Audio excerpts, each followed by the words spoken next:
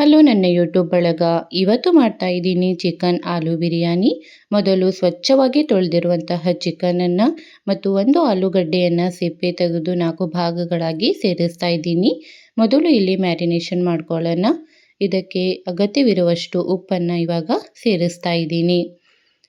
ಉಪ್ಪನ್ನು ಸೇರಿಸಿ ಇದಕ್ಕೆ ಅರಿಶಿಣದ ಪುಡಿಯನ್ನು ಹಾಕ್ಕೊಳ್ಳಿ ಮತ್ತು ಇದಕ್ಕೆ ಜಿಂಜರ್ ಗಾರ್ಲಿಕ್ ಪೇಸ್ಟನ್ನು ಸೇರಿಸ್ತಾ ಇದ್ದೀನಿ. ಜಿಂಜರ್ ಗಾರ್ಲಿಕ್ ಪೇಸ್ಟ್ ಇದಕ್ಕೆ ಅಗತ್ಯವಿರುತ್ತೆ, ನೀವು ಹಾಕ್ಕೋಬೇಕು. ಇವಾಗ ಬೇಕು ಮೊಸರು. ನೀವು ಯಾವಾಗಲೂ ಬಿರಿಯಾನಿ ಮಾಡುವಾಗ ಮೊಸರನ್ನು ಯೂಸ್ ಮಾಡಿ. ಇವಾಗ ರೆಡಿ ಬಿರಿಯಾನಿ ಪೌಡರನ್ನು ನಾನು ಸೇರಿಸ್ತಾ ಇದ್ದೀನಿ.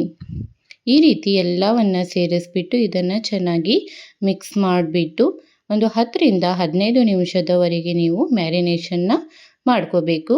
ಇವಾಗ ಇದನ್ನು 10 ನಿಮಿಷ ಮ್ಯಾರಿನೇಷನ್ಗೆ ಇಟ್ಬಿಡೋಣ. ಇವಾಗ ಮತ್ತೆ ಒಂದು ಕುಕ್ಕರ್ ತಗೊಳ್ಳಿ, ಅದನ್ನು ಗ್ಯಾಸ್ ಮೇಲೆ ಇಟ್ಬಿಟ್ಟು ಅದರೊಳಗೆ ನೀವು ಎಣ್ಣೆಯನ್ನು ಸೇರಿಸಬೇಕು. ಬಿರಿಯಾನಿಗೆ ನೀವು ಜಾಸ್ತಿ ಎಣ್ಣೆಯನ್ನೇ ಯೂಸ್ ಮಾಡಬೇಕಾಗುತ್ತೆ, ಅಂದಾಗ ಮಾತ್ರ ಬಿರಿಯಾನಿ ಚೆನ್ನಾಗಿ ಟೇಸ್ಟ್ ಬರುತ್ತೆ.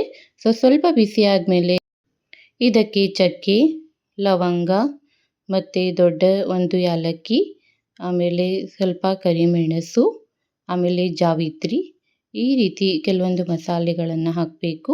ಮತ್ತು ಇದಕ್ಕೆ ಸ್ವಲ್ಪ ನಾನು ಶಾಜೀರಾವನ್ನು ಇವಾಗ ಸೇರಿಸ್ತಾ ಇದ್ದೀನಿ. ಈ ರೀತಿ ಎಲ್ಲ ಮಸಾಲೆ ಸ್ವಲ್ಪ ಬೆಂದ ಮೇಲೆ ಇದಕ್ಕೆ ನೀವು ಈರುಳ್ಳಿನ ಒಂದು 2 ಈರುಳ್ಳಿನ ನಾನು ತೆಗೆದುಕೊಂಡಿದ್ದೀನಿ. ಬಿರಿಯಾನಿಗೆ ಈರುಳ್ಳಿ ಕೂಡ ಜಾಸ್ತಿ ನೀವು ಹಾಕಿ, ಅಂದಾಗ ಮಾತ್ರ ಅದು ಟೇಸ್ಟ್ ಚೆನ್ನಾಗಿ ಬರುತ್ತೆ. ಈ ರೀತಿ 2 ಈರುಳ್ಳಿನ ಹಾಕಿ ನಾನು ಇವಾಗ ಸ್ವಲ್ಪ ಇದಕ್ಕೆ ಉಪ್ಪನ್ನು ಸೇರಿಸ್ತೀನಿ, ಈರುಳ್ಳಿ ಬೇಗ ಬೇಯಲಿ ಅಂತ. ಇದನ್ನು ಇವಾಗ ಚೆನ್ನಾಗಿ ಮಿಕ್ಸ್ ಮಾಡ್ಕೊಳ್ಳೋಣ. ಈರುಳ್ಳಿ ಸ್ವಲ್ಪ ಇದೇನಾಗಬೇಕು, ಸ್ಮೂತ್ ಆಗಬೇಕು. ಆದ ನಂತರ ಇದಕ್ಕೆ ನಾನು 2 ಟೊಮ್ಯಾಟೋನ ಬಳಸ್ತಾ ಇದ್ದೀನಿ. ಬಿರಿಯಾನಿ ನೀವು ಎಷ್ಟು ಮಾಡ್ತೀರಾ ಅನ್ನೋದರ ಮೇಲೆ ಅದು ಡಿಪೆಂಡ್ ಆಗಿರುತ್ತೆ.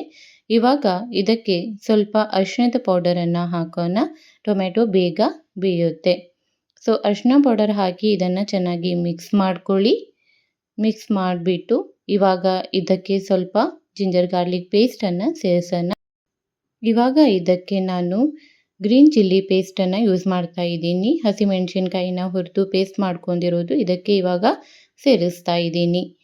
ಆಮೇಲೆ ಇದನ್ನು ಚೆನ್ನಾಗಿ ಮಿಕ್ಸ್ ಮಾಡ್ಕೊಳ್ಳಿ. ಇದು ಗ್ರೀನ್ ಬಿರಿಯಾನಿ ಆಗಿರೋದ್ರಿಂದ ಗ್ರೀನ್ ಚಿಲ್ಲಿ ಪೇಸ್ಟ್ ಯೂಸ್ ಮಾಡ್ತಾ ಇದ್ದೀನಿ. ಈ ರೀತಿ ಚೆನ್ನಾಗಿ ಬೇಯಲಿಕ್ಕೆ ಬಿಟ್ಬಿಡಿ.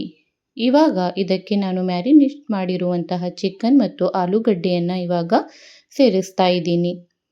ಈ ರೀತಿ ಇದನ್ನು ಚೆನ್ನಾಗಿ ಸೇರಿಸ್ಬಿಟ್ಟು ಇವಾಗ ಒಂದು ಸಲ ಇದನ್ನು ಮಿಕ್ಸ್ ಮಾಡ್ಕೊಂಬಿಡಿ. ಟೊಮ್ಯಾಟೊ ಮತ್ತು ಚಿಕನ್ ಎಲ್ಲ ಚೆನ್ನಾಗಿ ಮಿಕ್ಸ್ ಆಗಬೇಕು. ಈ ರೀತಿ ಸ್ವಲ್ಪ ಬೆಂದ ನಂತರ ಇದಕ್ಕೆ ನೀರನ್ನು ಸೇರಿಸ್ಕೊಳ್ಳಿ. 1.5 ಕಪ್ ಅಕ್ಕಿಯನ್ನು ಯೂಸ್ ಮಾಡ್ತಾ ಇರೋದು, ಅದಕ್ಕಾಗಿ 3 ಗ್ಲಾಸ್ ನೀರನ್ನು ಸೇರಿಸ್ತಾ ಇದ್ದೀನಿ. ಇವಾಗ ಮತ್ತೆ ಚೆನ್ನಾಗಿ ಇದನ್ನು ಮಿಕ್ಸ್ ಮಾಡ್ಕೊಳ್ಳೋಣ. ಇದು ಚೆನ್ನಾಗಿ ಸ್ವಲ್ಪ ಓಪನ್ ಆಗಿಯೇ ನೀವು ಕುಕ್ ಮಾಡ್ಕೊತಾ ಹೋಗಬೇಕು. ಇವಾಗ ಇದಕ್ಕೆ ಸ್ವಲ್ಪ ನಾನು ಕಸೂರಿ ಮೇಥಿಯನ್ನು ಕೂಡ ಆ್ಯಡ್ ಮಾಡ್ತಾ ಇದ್ದೀನಿ.